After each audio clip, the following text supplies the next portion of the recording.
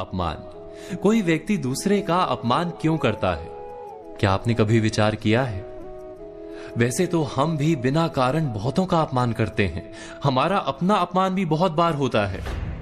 संसार का सारा व्यवहार एक दूसरे का अपमान करने पर टिका है। जैसे पति अपनी पत्नी का अपमान करता है, पिता अपनी संतानों का अपमान करता है, नौकरी देने वाला अपने नौकर का अपमान करता है, अर्थात जो भी बलवान है वो निर्बल का अपमान करता है।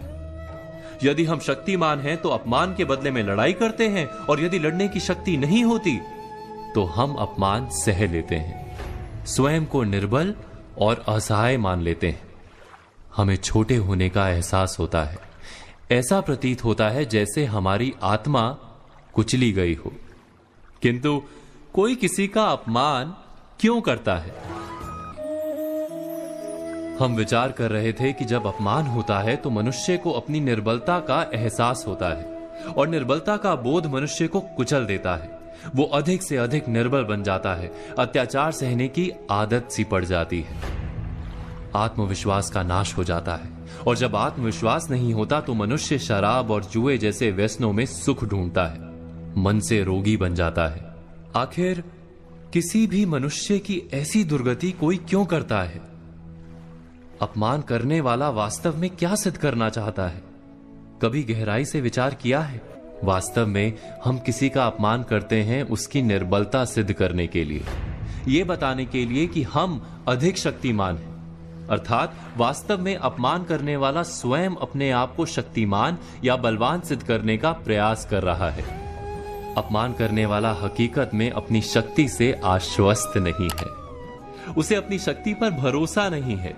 दूसरों को चुनौती देकर वो अपनी शक्ति पर विश्वास प्राप्त करने की कोशिश करता है। क्या ये सच नहीं कि जब हम किसी का अपमान करते हैं तो वास्तव में इतना ही प्रकट करते हैं कि हमें अपने बल पर भरोसा नहीं? हमें ये संसार एक अविरत संघर्ष प्रतीत होता है, कभी ना रुकने वाली एक जंग सी दिखाई देती है।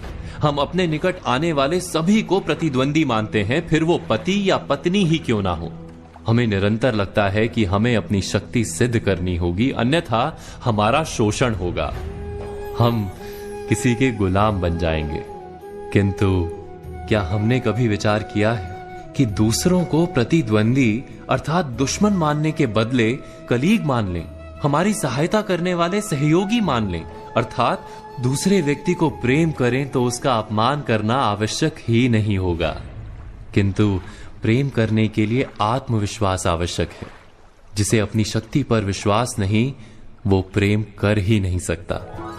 अर्थात जिसका हृदय आत्मविश्वास से भरा होता है, ना वो अपमान करता है, ना अपमान को स्वीकार करता है। क्या ये सत्य नहीं?